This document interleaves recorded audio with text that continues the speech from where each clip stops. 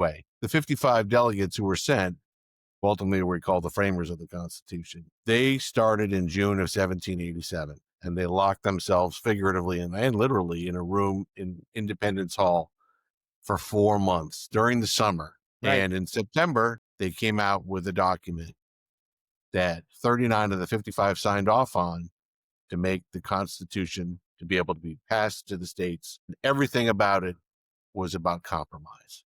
And there was a lot of hammering on and a lot of back and forth during those 4 months, but everyone knew that this was as important to keep this country afloat, let alone started on a better path. And if they didn't do it, everything was going to go to pieces.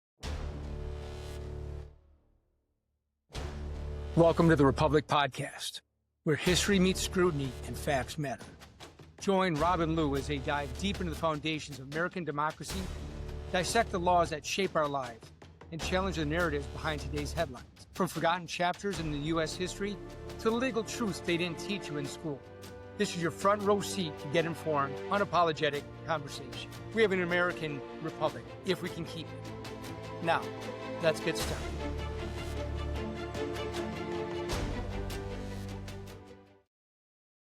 It is time. What's going on, my brother? What's happening? Talked about the good. We're good. I've been psyched about this since we finished up the Declaration. I've been thinking about this over and over again, and I'm just stoked, as everyone else out there should be, being excited about the United States, why it's so great, how it became it. So, covering the U.S. Constitution, like we built up last week, talk about the Declaration of Independence. Well, started off a few sessions ago, and we covered all the different aspects of the Declaration of Independence. If you enjoyed our just chat session, where there was a few hundred different tangents that we went off on, but that's what you get when you get the two of us together. We're here now to discuss, as we promised, the U.S. Constitution. And that's right. Did you know? Here's a fun fact. Declaration of Independence, the U.S. Constitution, signed September 17th, 1787 was when it was ratified. And so do you know that it is the oldest, still active, and still functioning Constitution in the world? And it was the very first governmental charter to create a government that was of the people, for the people, and to be ratified by the people. By the people. Not from nobility, not from a certain class, but it was to be ratified by the country. Because while there were 55 framers, as they were called, who went as delegates to the Constitutional Convention, ultimately they produced this Constitution, which is wonderful, but 9 out of the 13 states had to ratify it in order for it to become the law of the land. So it was passed on to the people, and here we are. So we're going to talk about the United States Constitution today. And as we go through, as we did with the Declaration of Independence, we're going to do this in 3 parts. And today we're just going to do the historical overview of why it was needed, what happened to make it come into play, how did it get there, and what is the formation and the basics of the Constitution. Next time, we're going to get more involved in each of the different layers of it and talk about the Bill of Rights, which is different than the Constitution itself, which we'll get to. But for all of you out there who are checking in, we say this in every episode, and we need to reiterate it, and we're going to continue to reiterate it in every episode. The reason why we do this is because we knew that there was a slide. There had been a slide in the pride. Sorry for the rhyming. There was a slide in the pride of our country. There were so many people in this country who took things for granted, who were never taught about the history of this country, the foundations of it. People started disregarding it and casting, America is terrible. It's this, it's that. No. We're here to try to help reinstill the absolute pride and dignity that this country deserves its citizens to have, and everyone else around the world to appreciate also. So that's what we're here to do. And we're not And, shy about it. right, if you enjoy this and you agree with us, even if you don't agree with us, but you want to, just watch and see what the hell happens, don't forget to like, subscribe, and share with all your friends. You know, we're on YouTube, we'll be on Instagram, we're gonna be releasing this, we're gonna be taking over the world. But so here we go. So the Constitution, again, the Constitution was the foundational document. Whereas Rob was saying, you have the Declaration of Independence that said, hey, y'all, you know, we're The free. greatest breakup letter of all time, as Lou said. Exactly. And now you have the Constitution, which is is still the greatest document ever written regarding the formation of a government. And it's a government, as Rob would say, of the people. Of the people, by the people, for the people. Now, Right. we were last in Philadelphia in 1776 for the Declaration of Independence. We're going back to Philadelphia, but it's going to be 1787. So 11 years later. Well, what happened in those 11 years? Well, What after the happened? Declaration of Independence, what happened? There's another, 7 years of fighting that goes on in the American Revolution. Yorktown doesn't come into play until 1783, and that's when General Cornwallis is backed up. He's got the French in the ocean behind him. He's got the Americans bottling him up in front of him, and he says, "Yikes!" and I'm out of here. Night, night, Nana. Well, our colonies, while they are doing their best to fight the revolution, they had put into place a thing called the Articles of Confederation, which was a loosely defined attempt at trying to run the country, or at least the colonies. The colonies didn't really consider themselves a country as of yet. It was just 13 independent countries in many states, if you will, nation states. And the Articles of Confederation did not provide for an executive. It didn't provide for a judiciary, and it couldn't levy any funds to try to pay for the general defense. And one of the huge problems in the American Revolution, which almost derailed our continental soldiers on a number of occasions, were mutinies because we never paid our soldiers. We told them they'd get paid for their service. They didn't have it. I mean, their clothes were threadbare and falling off. They didn't have any money. The Continental Congress would always promise, "Oh, we'll get it to you. We'll get it to you." And there were a couple of different mutinies. The Pennsylvania line at one time, I think the Connecticut contingent at a Yep. later time. Um, Yeah. And, and the Articles of Confederation weren't doing anything because you had 13 nation states who couldn't agree on anything and wouldn't compel anyone else to do anything. So nothing got done. And as a right. matter of I fact, mean, go ahead. no, I was gonna say, and all it was is basically, similar to the Articles of Confederation that will later come into play during the Civil War.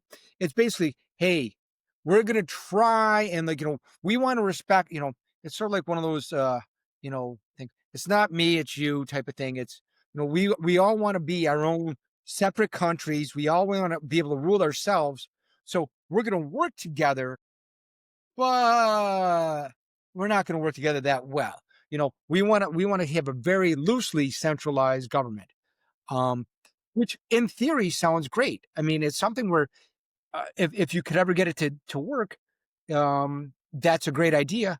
But it never really came together. So like the league, the later on the League of Nations after World War I, where hey, we're going to try and do something like this to get all the world's countries together, but it never really worked. The Articles of Confederation were the same way. It's kind of like, and the best way I can relate this to you, I didn't come from a big family. I have an older brother who's proudly watching, by the way. But You I better be liken it to mothers. when I was a little league coach, and I had kids who were, I don't know, 9, 10 years old. And we'd say, you know what? You guys did great today. We can either order pizza, we can get ice cream, or we can, I don't know, get burgers. What do you guys want? And you have 13 kids all yelling and screaming for different things. And they'll even scream for things that weren't on the list. And it was all chaos, unless there was something like a coach saying, guess what? Zip it. We're doing this. Okay, coach. It just didn't happen. And it's the same thing with the Articles of Confederation. No one would have been able to agree to anything. You had 13 different states who wanted to go different ways, and nothing was getting done. And as a matter of fact, during the time that we were negotiating the peace in 1783 to try to wrap up the war, there were plenty of conversations going on at that time and even later. The day everyone in Europe and even here in America were thinking, because the Articles of Confederation were so poorly constructed and it was just falling to pieces, people were making bets that these colonies were just going to fall in on themselves and return back to be part of the UK. So, yeah, that's why, fortunately, as people were seeing that the Articles of Confederation weren't working, that they came back for the Second Continental Congress and started really like, okay, now we really need to, get our shit together, and we really need to, really focus on this. And that's why it took, just imagine trying, how tenuous our grip on independence was during when just to get the Declaration of Independence signed and ratified by the 13 colonies, how much more difficult it is now to try and actually form a government that when everybody wants to be their own little fiefdom. So it's, instead of just declaring independence, now we have to form a new country with these different groups. And it almost didn't happen. It was actually that one of the greatest things about the Constitution is it's really considered a great compromise, where there was a lot of things where everybody came in with the different ideas, and it was a lot of give and take, where it was the first one where, you had the bicameral Congress. You had the Senate and the House of Representatives. And we'll go into that more when we talk about the second article and the second branch of government, the legislature, and do a little bit more about how that really was the biggest compromise we're giving the states a representation that based on both population, but making sure that the smaller states also had the equal opportunity to be heard. and I had heard there was one historian, and I apologize, I don't remember his name off the top of my head, but he always had said, and it rings with me, he said that when the 55 delegates from the various states, and oh, by the way, Rhode Island didn't send any delegates because they were concerned that it was going to have more of a central power. They didn't want to lose their states' rights. So Rhode Island, while I appreciate it, really, seriously, they sat this one out. Anyway, when the delegates came, they all knew that they had to compromise, because they knew if there was no compromise, everything was going to go down the toilet. The year before the Constitutional Convention was called, there was such a thing as, I think it was 1786, the Shays Rebellion in Massachusetts. It was a tax rebellion. It almost overthrew the Commonwealth of Massachusetts. These people who, stood up to the government there, and all these other colonies saw this and said, we have got to get our shit together. Wait, you're saying Massachusetts actually fought against taxes at one point? There were some sane people there. I hope that there's still some sane people there today. And I say that with peace and love to y'all in the Commonwealth. Anyway, the 55 delegates who were sent, who ultimately were called the framers of the Constitution, they started in June of 1787, and they locked themselves figuratively and literally in a room in Independence Hall for 4 months during the summer. And they all pledged that they weren't going to speak to any of the press. They weren't going to leak anything, and they didn't, which is remarkable. Right. And in September, they came out with a document that 39 of the 55 signed off on to make the Constitution to be able to be passed to the states And everything about it was about compromise.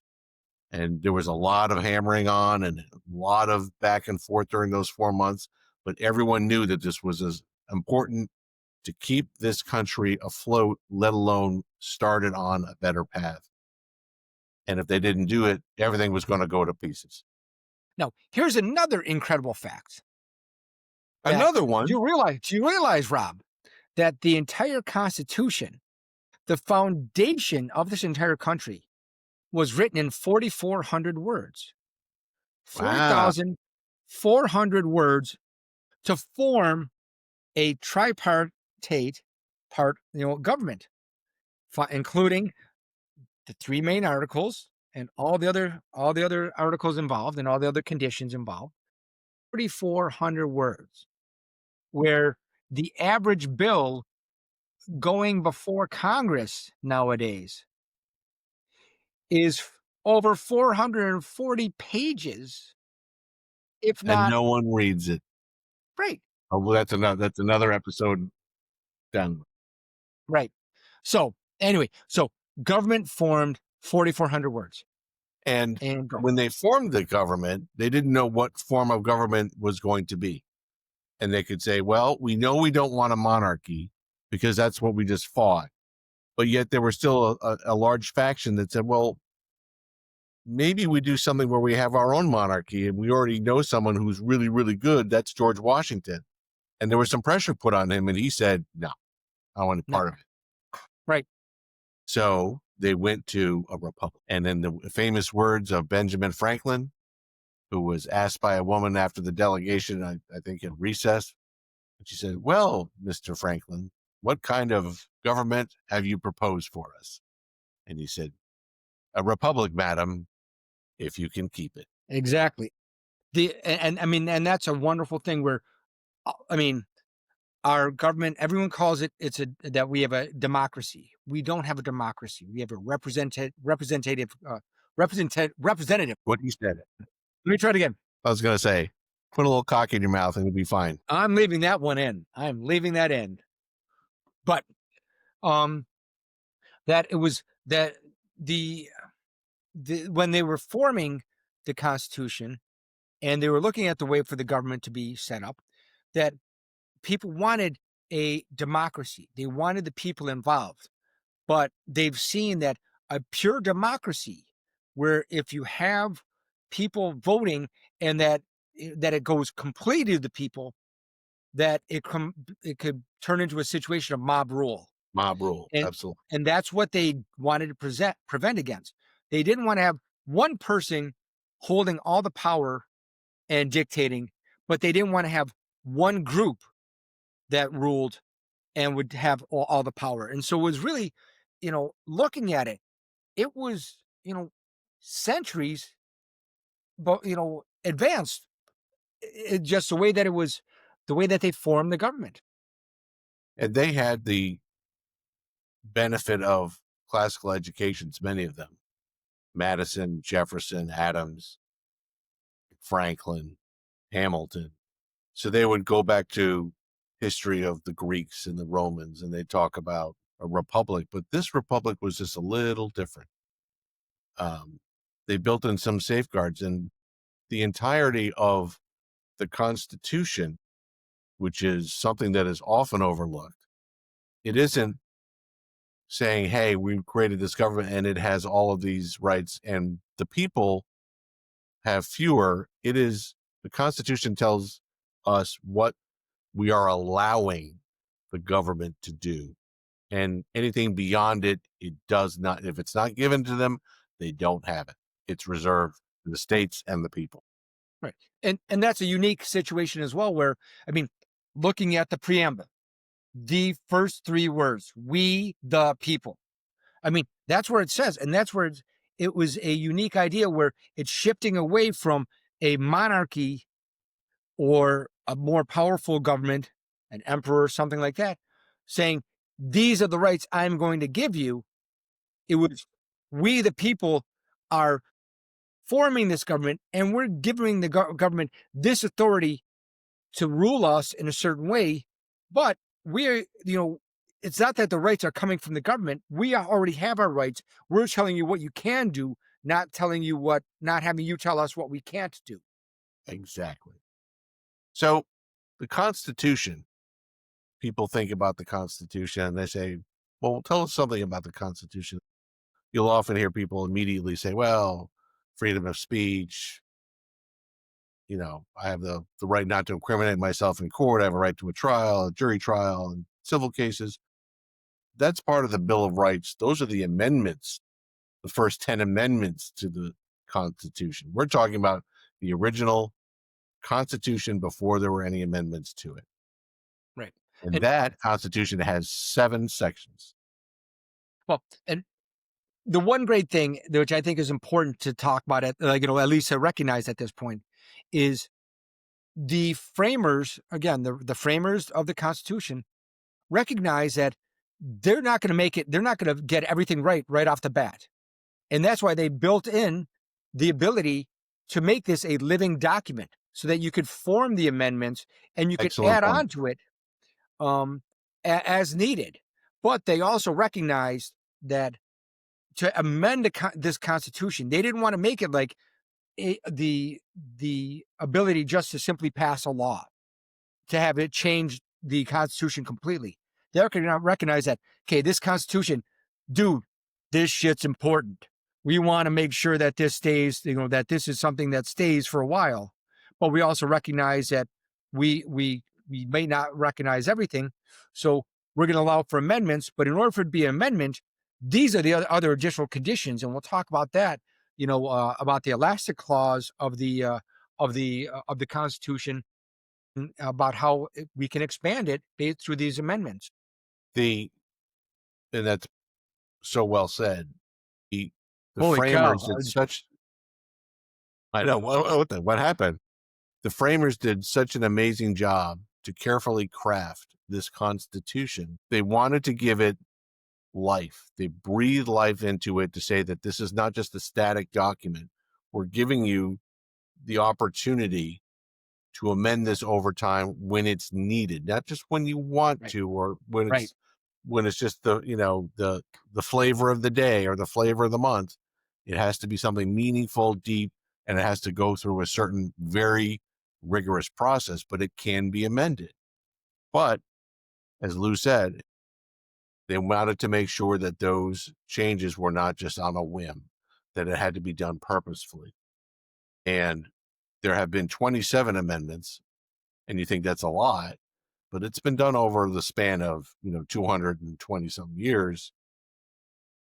It's certainly, or more than that, and that's only 27 in that time frame. 27 amendments. No, go ahead. No, 27 amendments, and the last one that was ever passed, that last amendment that was passed, 27th Amendment, prevented Congress from changing their own salaries, and that was passed on May 7th, 1992.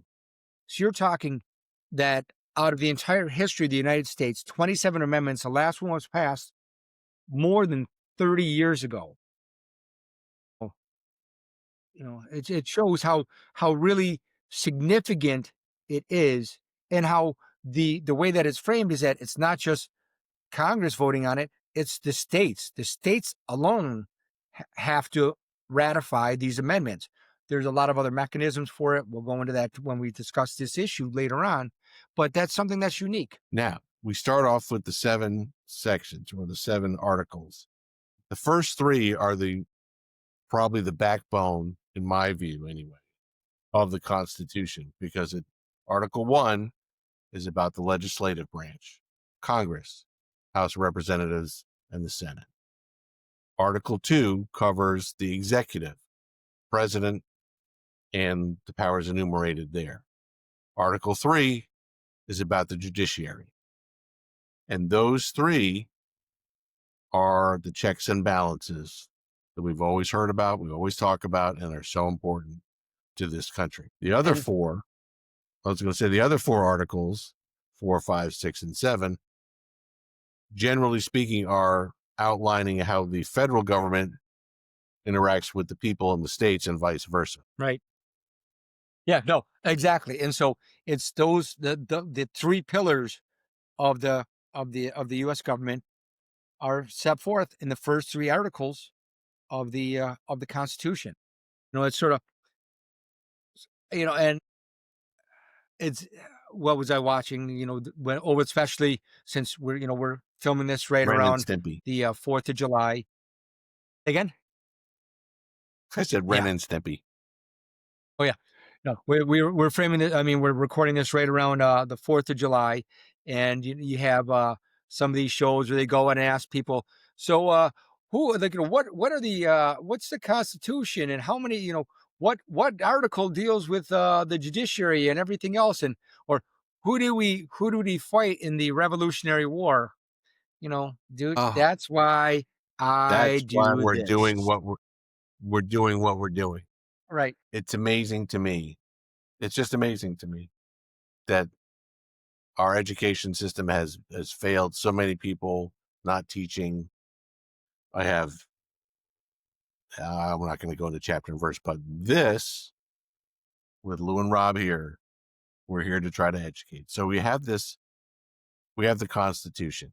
We have the Constitutional Convention called. George Washington said he would preside over it to give that imprimatur of this is serious stuff. Everyone cloisters themselves for 4 months because everyone realizes if we don't have a really solid form of government, all of the fighting, all of the revolution, all of the efforts, All the the death. sweating, dying, the suffering would have gone to waste. And they come with this beautiful document that outlines the different portions of this representative government. And we're going to go into that, each one of them, in the next session. It's a big document. It's big. It's beautiful. It's It's huge. huge, but it's only 4,400 words, but it's huge. Yes, but no. So, as we said before, that this is just a general overview. We're going to go into each of the individual articles and then talk about the amendments that we'll be covering. This is so significant. Where when Rob and I were talking, that we'll probably be covering. This will cover 6 or 7 sessions. In Yeah. and of At the itself, beginning of this, between I thought I everything. said 3, but it's going to be more like 4, 5, 6, 7 sessions. But it's going to be something that will be fun. Again, this is something where if there's any question that any of you have, please make sure to let us know. Email us, leave comments in the on the channel. This is something where we'll take a look at it. We'll try and we'll address it and see. Hey, look, this is a question that came up. This is Bob from Idaho says, and Bob, we heard your question. So Bob doesn't mess around. right. Good guy. So Super nice guy. Super nice guy. but we can only keep going with this if you do those 3 things: like, subscribe, and share, and comment. I mean, that this is here for you. We could sit here, as we've said many times before, just bullshitting between the two of us, drinking our bourbon, and talking about the things that we love, the U.S. and our history and our greatness. But we want to make this your show as well. And the Constitution, the Declaration of Independence is one of the pillars. This is another pillar of our country, and it's so important. Constitution, United States of America. Schoolhouse Rock. Watch it. Schoolhouse Rock, my childhood, Saturday mornings. Anyway, all of this stuff, and now, like you said, we try to make sure that this is entertaining, engaging to the extent we can. We could go on forever, but we're going to break it up into bits and pieces. And as we do that, make sure you continue to be in touch with us. As Lou said, like, subscribe. We'll respond. We'll do all that stuff. But until then, the next time, Lou. Cheers, you, my brother. And cheers, all you out there. Hope you enjoy this. Absolutely. Let us know. Shut up and sit down. Thanks for listening to The Republic, If You Can Keep It podcast. Join Rob and Lou in our next episode as we continue our riveting discussions on the most important topics affecting our great republic. Drop a line for topics you want to discuss, and don't forget to like, subscribe, and share. Until next time.